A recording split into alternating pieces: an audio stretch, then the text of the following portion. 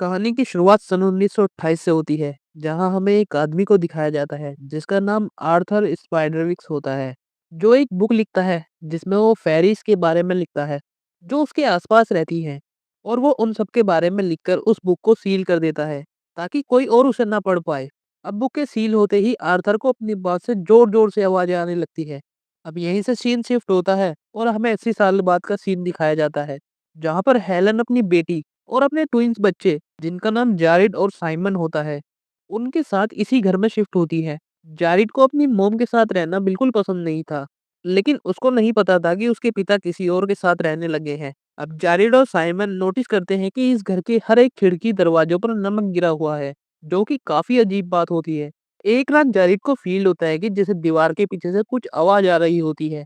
वो एक तरफ नॉक करता है तो दूसरी तरफ से भी नॉक करने की आवाज आती है। अब जारिड उस चीज को देखने के लिए दीवार को तोड़ने लगता है, लेकिन तभी वहां पर उसकी मॉम आ जाती है और वो उसे ऐसा करने से मना करती है। अब मॉम के जाने के बाद मेलोडी को भी वो आवाजें आने लगती हैं। अब उसे डाउट होता है कि शायद इस दीवार के पीछे कुछ होगा, इसलिए वो उस दीवार को तोड़ देती है। उस दीवार के पीछे बहुत सारी चीज होती है, जो इनकी हाल ही में गायब हो चुकी थी। सबको ऐसा लगता है कि ये सब जारिड ने ही किया है, इसलिए वो सभी उसको ब्लेम करके वहां से चले जाते हैं। अब जारिड उस जगह को ध्यान से देखता है। दरअसल ये एक तरह की हैंड लिफ्ट होती है, जिसके अंदर बैठकर जारिड ऊपर चला जाता है। अब वो एक कमरे में पहुंच जाता है और ये कमरा आर्थर का होता है, जहाँ पर वो अपनी बुक लिख रहे थे। यहाँ पर जारिड बहुत अजीब अजीब चीजें देखता है और साथ ही एक बॉक्स भी देखता है, जिस पर वो चाबी का निशान होता है, जो चाबी जारिड को हैंड लिफ्ट के अंदर मिली थी। अब जारिड उस चाबी से उस बॉक्स को खोलता है, जिसमें से वो बुक निकलती है जिस पर वो सील लगी थी, और साथ ही उस बुक पर एक वार्निंग नोट भी लिखा होता है।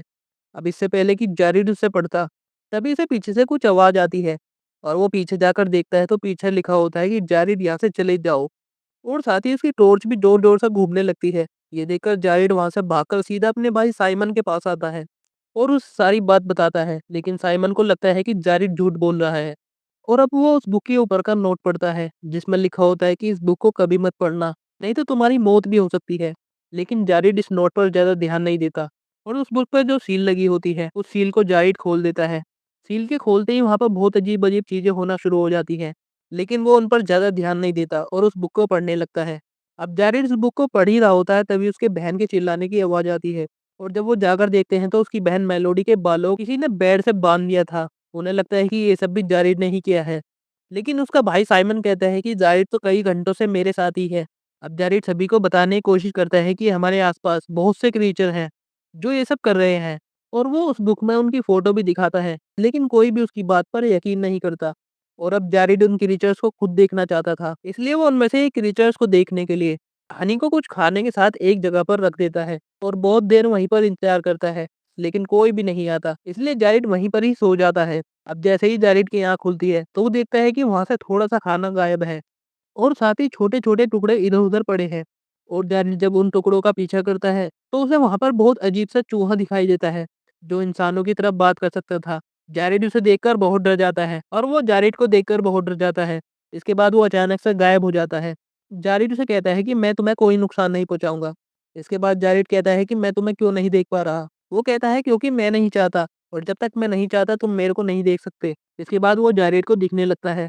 उस चूहे का नाम ब्राउनी होता है। अब जारेड उसके सामने वो बुक लेकर आता है और उसके बारे में पूछने लगता है। बुक को देखकर ब्राउनी बहुत गुस्सा हो जाता है और कहता है कि तुमने इस बुक को खोला क्यों? तुम्हें इस बुक को खोलना नहीं चाहिए था। इसके बाद जारेड दोबारा ब्राउनी को हनी देकर पूरी तरह से शांत करता है। अब ब्राउनी जारेड को बताता है कि आर्थन ने मुझे इस बुक को छुपाने के लिए कहा था, ताकि ये किसी के हाथ न लगे।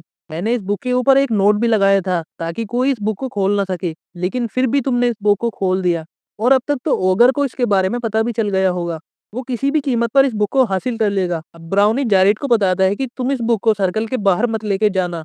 दरअसल इस घर के चारों तरफ एक सर्कल बना होता है, जो पत्थरों से बना हुआ था, और सारे गोबलिन्स कभी इस सर्कल के अंदर नहीं आ सकते। अब जब ये खिड़की से बाहर देखते हैं, तो जारेड का भाई साइमन सर्कल से बाहर निकल जाता है और कोई इनविजिबल सी चीज उसे खींच कर ले जा रही होती है। पहले तो जारेड को कुछ नहीं दिखाई देता, और जब ब्राउनी उसको स्टोन ग्लास देता है, तो जारेड सभी गोबलिंग्स को देखने लगता है। फिर जारेड अपने भाई को बचाने के लिए जंगल की तरफ बढ़ने लगता है, जहाँ पर उसे एक और क्रीचर्स मिलता है जिसका नाम हॉस्कविल होता है, और उसे बर्ड्स खाना बहुत पसंद था। वो जारेड को बताता है कि मैं सिर्फ अकेला ही बचा हूँ, इन गॉब्लिन्स ने मेरे पूरी फैमिली को मार दिया और अब मुझे भी मारना चाहते हैं। जारेड उससे कहते हैं, क्या तुम मेरे भाई साइमन को बचाने में मेरी मदद करोगे? जिस पर हॉस्क्विल कहता है कि तुम्हें पहले मुझे आज़ाद करना पड़ेगा। अभी दोनों साइमन को बचाने पहुंच जाते हैं। वो देखते हैं कि सारे गोबलिंग्स जोर-जोर से ओगर का नाम चिल्लाने लगते हैं। तभी वहाँ पर वो क्रीचर्स की बजाय एक बूढ़ा आदमी निकलता है, जो कि ओगर ही होता है और वो साइमन से आर्थर की बुक को माँगता है। वो साइमन इससे कहता है कि मुझे इस बारे में कुछ नहीं पता और अगर तुम मुझे छोड़ देते हो, तो मैं तुम्हें वो बुक लाकर दे सकता हूँ। जिस पर वो साइमन को छोड़ देता है। साइमन जैसे ही वापस जाने लगता है, तो उसे जैरेड मिल जाता है। फिर ये दोनों उस बुक के लिए आपस में लड़ने लगते हैं। तभी वहाँ पर गोबलिंग्स आ जाते हैं, जिन्हें वो बुक दिख जाती है और वे सारे गोबलिंग्स इनके पीछे पड़ जाते हैं। ये दोनों अपनी जान बचाकर सर्कल के अंदर आ जाते हैं। ये देखते हैं कि इनकी बहन मेलोडी बाहर ही है, इसलिए मेलोडी को सर्कल के अंदर आने के लिए कहते हैं। लेकिन मेलोडी गोबलिंग्स को नहीं देख सकती थी, इसलिए गोबलिंग्स उस पर अटैक कर देते हैं। फिर जैरेड उसे वही स्टोन ग्लास देता है, जिसमें से देखने पर मेलोडी सभी से बचकर सर्कल के अंदर आ जाती है।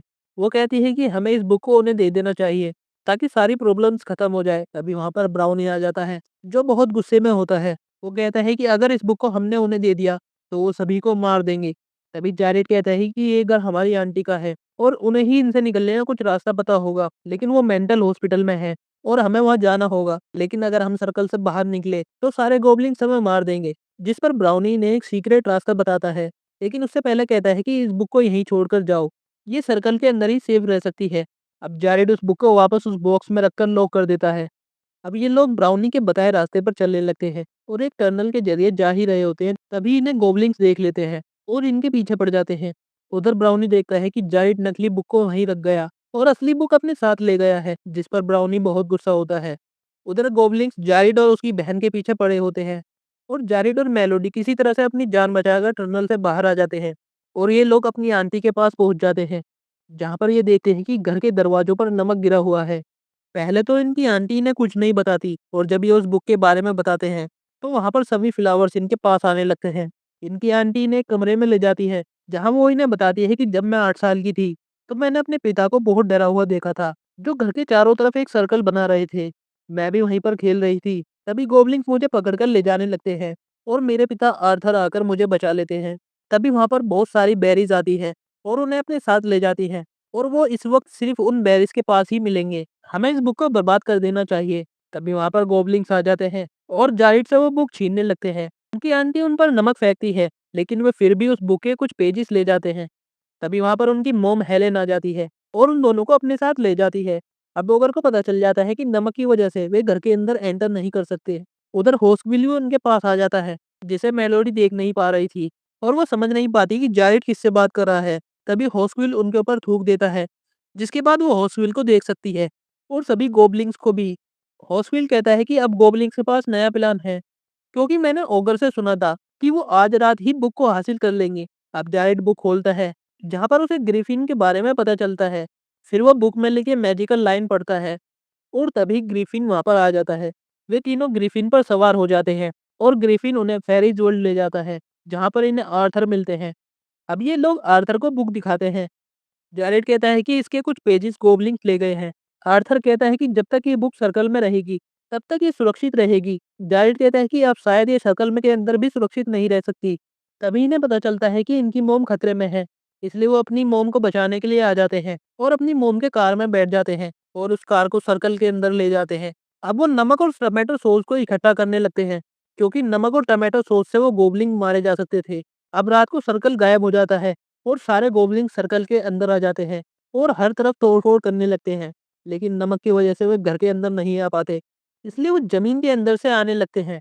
तभी जारेड और बाकी सभी लोग उन पर सोल्स डालने लगते हैं, जिनकी वजह से वो जख्मी होने लगते हैं, मगर कम नहीं होते। इसलिए जारेड और उसकी फैमिली भागकर एक कमरे में छिप जाते हैं, जहाँ ओगर आ जाता है। इसलिए वो उससे बचने के लिए किचन में पहुंच जाते हैं और एक वॉशिंग मशीन में बहुत सारी सोल्स डालकर रख देते हैं। और जब गोबलिन्स वहां पर आते हैं, तो जारेड वहां पर आग लगा देता है, जिससे एक बहुत बड़ा ब्लास्ट होता है और हर तरफ टमाटो सॉस फैल जाती है, जिससे सारे गोबलिन्स मारे जाते हैं। इसके बाद बाहर से जारेड के डैड आते हैं और वो बुक मांगने लगते हैं। जारेड समझ जाता है कि ये ओगर है, इसलिए वो उसको एक चाकू मारता है, जिससे ओगर अपने असली रूप में वापस आ जाता है और जारेड वापस लिफ्ट में बैठकर ऑर्थर के कमरे में चले जाता है।